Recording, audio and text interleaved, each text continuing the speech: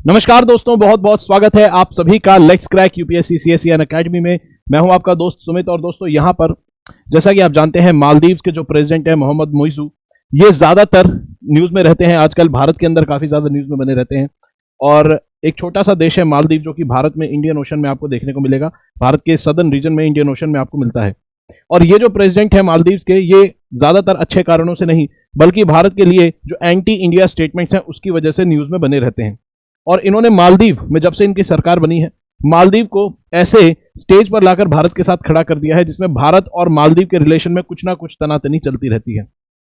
जैसे इंडिया मालदीव के साथ वन साइडेड रिलेशनशिप में हो, ऐसी सिचुएशन पर लाकर इन्होंने भारत और मालदीव के रिलेशन को खड़ा कर दिया है। ठीक है, और देखते हैं पूरा मामला क्या है। अब फिर से इनकी कुछ ऐसी चीजें निकलकर सामने आई हैं जो कि एंटी इंडिया स्टेटमेंट से देते रहते हैं। एंटी इंडिया जो इनके स्टैंड्स हैं वो यहां पर फिर से सामने आए हैं। दो न्यूज यहां पर न्यूज में रही हैं, दो चीजें यहां पर न्यूज में रही है पिछले 2-4 दिन में। एक कि इन्होंने बात यह कही है कि 10 मई के बाद भारत का कोई भी जो मिलिट्री पर्सनल है, भारत के जो कोई भी ऑफिसर्स हैं, वो मालदीव की धरती पर नहीं रहेंगे, not even in civilian dress, यानी कि सिविलियन ड्रेस में भी नहीं रहेंगे। आखिर ये बात कहने की इनको क्या जरूरत पड़ी, ये देखेंगे। यानी कि अपने देश में एंटी इंडिया सेंटिमेंट का जितना ज्यादा इस्तेमाल कर सकते हैं अपनी पॉलिटिक्स के लिए करते रहते हैं। दूसरी तरफ यहां पर इन्होंने कहा है कि मालदीव के लिए अभी तक जो भारत मालदीव के पानी के अंदर, मालदीव के जो एक्सक्लूसिव इकोनॉमिक जोन है उसके आसपास का जो वाटर का एरिया है, उसमें भारत अभी तक जो हाइड्रोग्राफिक सर्वे करता था, यानी कि जो समुद्र के नीचे की सतह है उसका जो मैपिंग करता था, उसका सर्वे करता था भारत, अब भारत ये काम नहीं करेगा मालदीव के लिए। और ये जो अग्रीमेंट था हाइड्रोग्राफिक सर्वे करने का मालदीव और इंडिया के बीच में, जो कि 2021 में लास्ट टाइम हुआ था सर्वे, उसके बाद अब यहां पर इस अग्रीमेंट को रिन्यू करने की बात आई, तो यहां पर मोइजू भाई साहब ने कहा कि ये अग्रीमेंट भी रिन्यू हम नहीं करेंगे। ठीक है, तो देखते हैं कि क्या मामला है पूरा और ये क्या चीजें यहां पर चल रही हैं। ठीक है, तो यहां पर दरअसल अभी हाल ही में अपने देश के अंदर मालदीव के अंदर माले की जो कैपिटल है वहां पर अपने जो लोग हैं उनको एड्रेस करते हुए, भाषण देते हुए मोइजू ने कहा है कि कोई भी इंडियन व्यक्ति यहां पर 10 मई के बाद, कोई भी इंडियन पर्सनल, आपको कोई भी इंडियन ऑफिसर नहीं मिलेगा मालदीव के अंदर, not even in civilian dress. आखिर ये बात कहने की जरूरत क्यों पड़ी? क्योंकि अगर दोस्तों अगर बात करें 2016 के अंदर भारत ने डॉर्नियर एयरक्राफ्ट और एक ultra light helicopter advance light helicopter दिया था मालदीव को।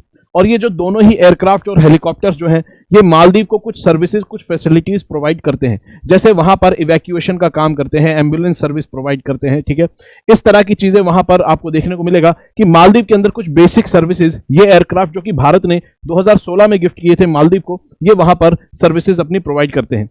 और इनको ऑपरेट करने के लिए वहां पर कुछ आपको इंडियन स्टाफ देखने को मिलेगा, क्योंकि इन जो फैसिलिटीज है, ये जो एयरक्राफ्ट है, हेलीकॉप्टर, इनको ऑपरेट करने के लिए वहां पर मालदीव के पास कैपेसिटीज नहीं थी, तो इंडियन एयरक्राफ्ट के साथ वहां पर आपको इंडियन ऑफिसर्स भी भेजे गए। ठीक है, तो अगर यहां पर बात करें कुछ इंडियन ऑफिसर्स यहां पर क्या काम करते हैं, इन एयरक्राफ्ट की सर्विसिंग का काम करना, इनकी देखरेख करना, बस इतना ही उनका काम है। ठीक है, ऐसा नहीं है कि वहां पर मिलिट्री, भारतीय जो सेना है वो मालदीव के अंदर कोई अपना मिलिट्री अड्डा बनाकर बैठी है, ऐसा नहीं है। भारत के जो ऑफिसर्स हैं वो वहां पर एयरक्राफ्ट की देखरेख, उसकी सर्विसिंग, इसका काम वहां पर करते हैं।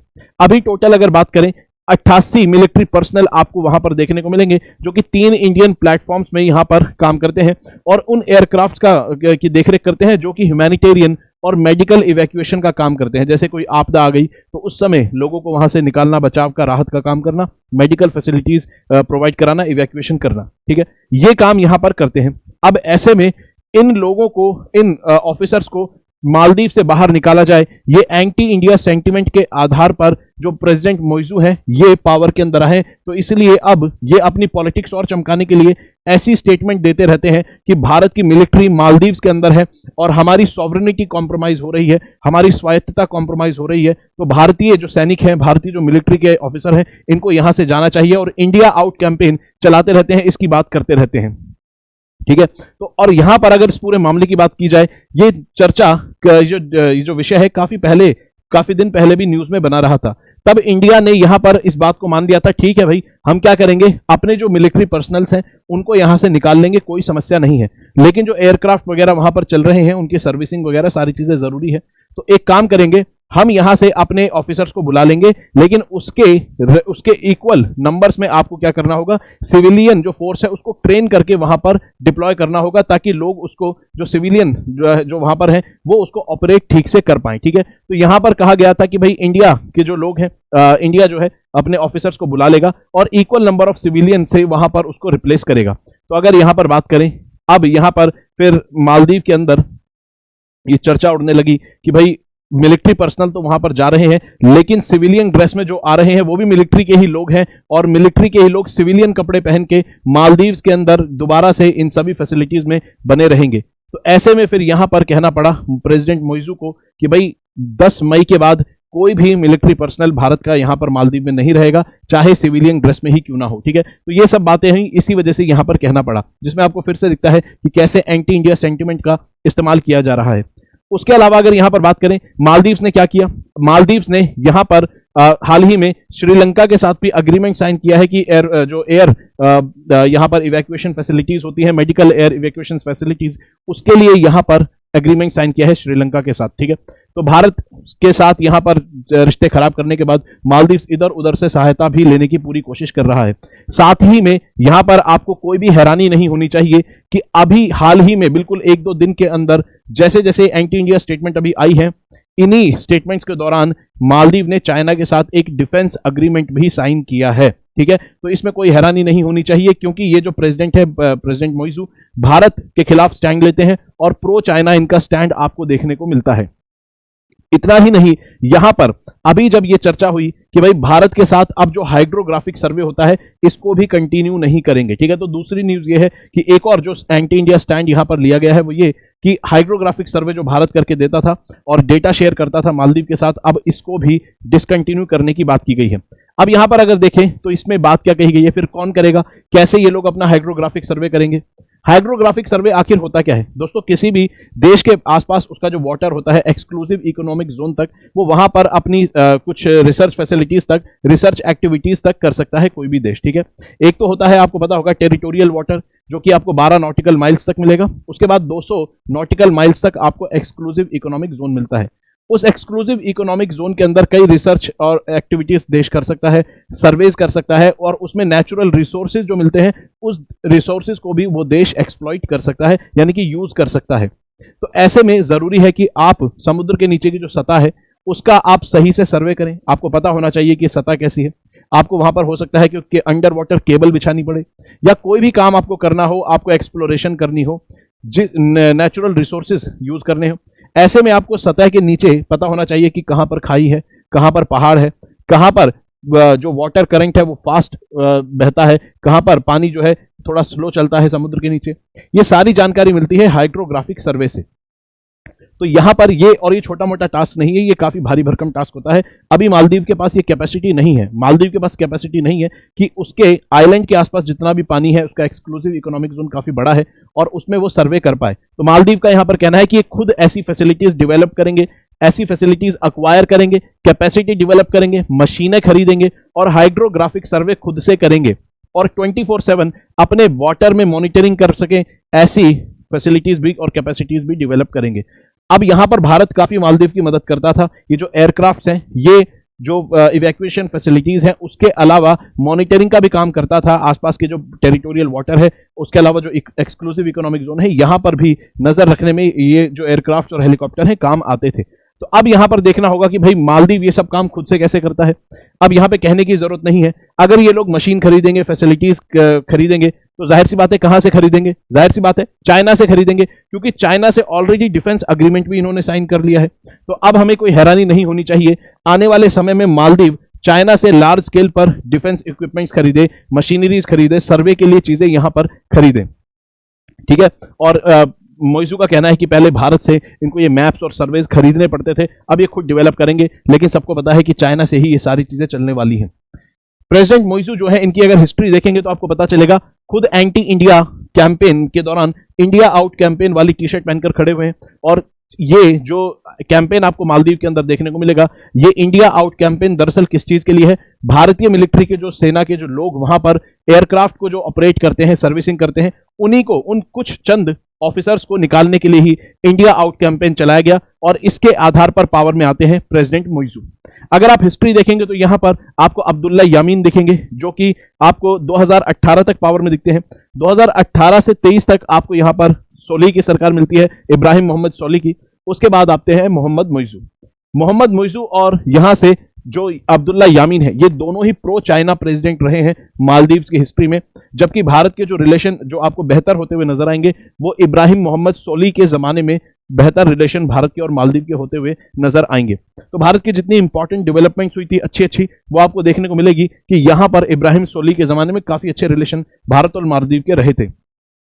इंडिया आउट कैंपेन चलाकर और एंटी इंडिया सेंटीमेंट में पावर पे आने वाले मोहम्मद मोइजू आपको देखने को मिलेगा 2023 में, यानी कि ताजे ताजे प्रेसिडेंट है जो पावर में आए हैं, ठीक है।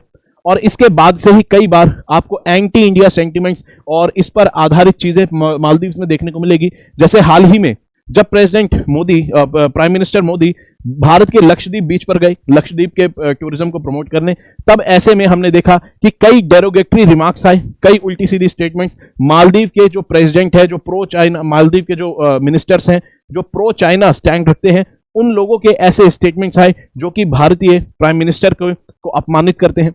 उनका जो एफर्ट है टूरिज्म को प्रमोट करने का, उसके खिलाफ यहां पर डेरोगेटरी रिमार्क्स देते हैं। तो ऐसे में यहां पर कुछ ऐसे जो मिनिस्टर्स थे मालदीव्स के ही, जो कि प्रो चाइना स्टैंड नहीं रखते हैं, उन्होंने खुद ऐसे लोगों को क्रिटिसाइज करा था, ऐसे मिनिस्टर्स को क्रिटिसाइज करा था अपने ही देश के कि जो प्रो चाइना स्टैंड रखते हैं कि भाई आप इंडिया को ऐसे हेटफुल तरीके से, डिसग्रेसफुल तरीके से नहीं यहां पर कमेंट कर सकते हैं।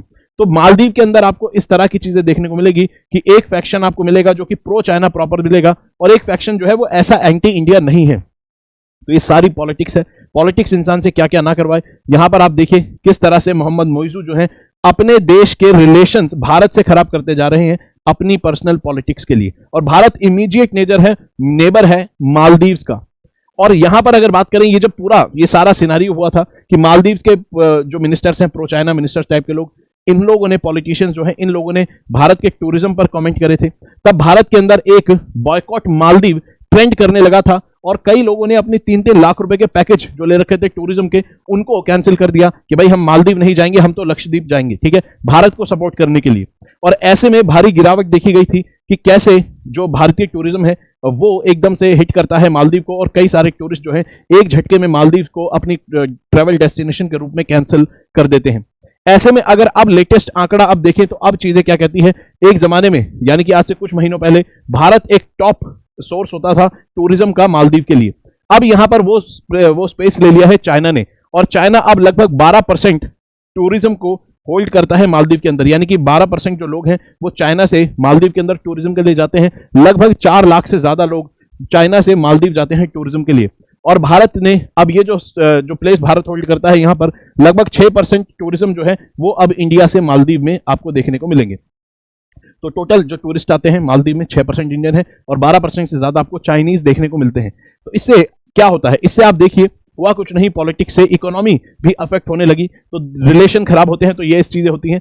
ये इन चीजों का ध्यान रखना चाहिए। जबकि ऐसा नहीं कि भारत और मालदीव के अंदर हमेशा से ही रिलेशन खराब रहे। अगर ऐसा होता तो 1988 के अंदर भारत जो है ऑपरेशन कैक्टस चलाकर मालदीव को बचाता नहीं, ठीक है, वहां पे तख्ता पलट होने वाला था। उसके अलावा यहां पर कई बार जैसे देखा गया है कि वाटर क्राइसिस हुआ था, तब भारत ने मदद की थी। इसके अलावा भारत ने हाल ही में यहां पर भारत ने ग्रेटर माले प्रोजेक्ट चलाया, ठीक है, लगभग 2021 में प्रोजेक्ट शुरू हुआ। और यहां पर मालदीव जो कैपिटल है, मालदीव की कैपिटल माले, उसको आसपास के आइलैंड से कनेक्ट करने के लिए एक $500 मिलियन के प्रोजेक्ट पर भारत इस समय काम कर रहा है, जिसको ग्रेटर माले कनेक्टिविटी प्रोजेक्ट कहते हैं। तो भारत और मालदीव के अंदर अच्छे रिलेशन भी आपको देखने को मिलेंगे। लेकिन यहां की जो पॉलिटिक्स है, जो प्रो चाइना और एंटी इंडिया सेंटीमेंट के आधार पर यहां पर आती है, तब यहां पर ऐसी गड़बड़ें हमें देखने को मिलती हैं। अदरवाइज भारत के इंडियन ओशन में, भारत के आसपास इंडियन ओशन में मालदीव एक बहुत इंपॉर्टेंट नेबर है भारत का। अगर यहां पर बात करें, अब हमें ऐसी समस्याएं देखने को मिल सकती है क्योंकि हाइड्रोग्राफिक सर्वे जो है उसका अग्रीमेंट मालदीव भारत से कंटिन्यू नहीं करना चाहता है। दूसरी तरफ डिफेंस अग्रीमेंट चाइना के साथ कर रहा है।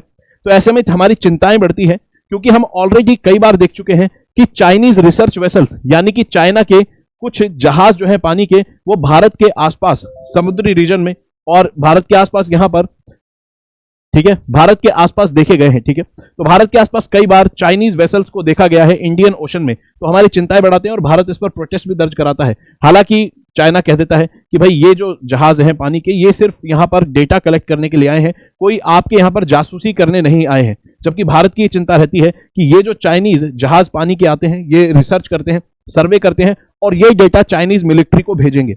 ऐसे में हो सकता है ये चीजें आगे और भी बढ़ जाए, क्योंकि अब मिलिट्री डिफेंस अग्रीमेंट भी मालदीव जो है चाइना के साथ कर रहा है, साथ में भारत के साथ हाइड्रोग्राफिक सर्वे को कैंसिल कर रहा है। ऐसे में हो सकता है कि ये जो रीजन है पानी का, जहां पर हाइड्रोग्राफिक सर्वे होता है, जहाज होते हैं, मशीनरी होती है, यहां पर अब चाइनीज इन्वॉल्वमेंट आपको देखने को मिले, जो कि फिर से भारत के लिए एक चिंता का विषय यहां पर बन जाती है। ये इसीलिए बन जाती है क्योंकि मालदीव जो है भारत के बहुत पास है। आपको देखने को लगेगा कि भाई यहां पर टेरिटरी खत्म नहीं होती है। मालदीव जो है लक्षद्वीप के बहुत पास है और लक्षद्वीप भारत की टेरिटरी है। लक्षद्वीप जो है भारत की टेरिटरी है और मिनिकॉय जो आइलैंड है लक्षद्वीप का, यहां से अगर देखेंगे मालदीव की जो डिस्टेंस है सिर्फ 112 किलोमीटर आपको देखने को मिलता है। ठीक है, सिर्फ 112 किलोमीटर आपको डिस्टेंस देखने को मिलता है मिनिकॉय और, यानी कि भारत और मालदीव के अंदर टेक्निकली देखें तो सिर्फ 112 किलोमीटर का ही डिस्टेंस आपको देखने को मिलता है। ऐसे में हमारी चिंताएं बढ़ जाती हैं जब यहां पर मालदीव के वाटर के अंदर अगर चाइनीज इन्वॉल्वमेंट हो गई, क्योंकि भाई चाइनीज इन्वॉल्वमेंट के साथ ऑलरेडी आप जानते हैं मालदीव जो है वो चाइना के जो बेल्ट एंड रोड इनिशिएटिव है इसका प्रोजेक्ट का पार्ट बना हुआ है। तो यहां पर आपने सुना होगा कि स्ट्रिंग ऑफ पर्ल्स जो थ्योरी है, जिसके हिसाब से चाइना क्या कर रहा है, बेल्ट एंड रोड इनिशिएटिव जो कि वाटर से होकर गुजरता है, उसके तहत यहां पर इंपॉर्टेंट बंदरगाहों को भारत के आसपास इस तरह से डेवलप कर रहा है अलग अलग कंट्रीज में कि भारत को घेरने की कोशिश यहां पर की जा रही है, जिसका आपको मालदीव भी एक पार्ट देखने को मिलता है।